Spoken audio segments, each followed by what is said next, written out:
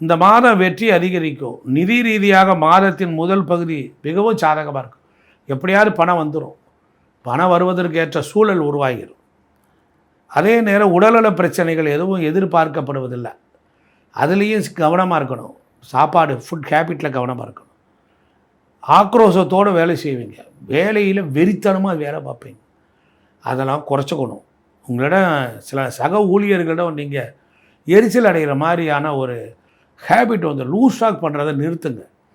அதே போல் வக்கர குணங்கள் வந்துடும். ஏன்னா குருவே வக்கரமாக இருக்கார். அதனால் எல்லாரிடத்திலும் அன்பாக இருக்கணும். எல்லா இடங்களுக்கும் உங்களுக்கு ஒரு ஆதரவாக இருக்கும். பொதுவாக வந்து ராசிக்கு 2ஆம் இடத்துலையும் 3ஆம் இடத்துலையும் நிறைய கிரகங்கள் இருக்கிற பொழுது பொருளாதாரம் வந்துடும் கண்டிப்பாக வரும். அதிலெல்லாம் ஒரு குறையும் வராது.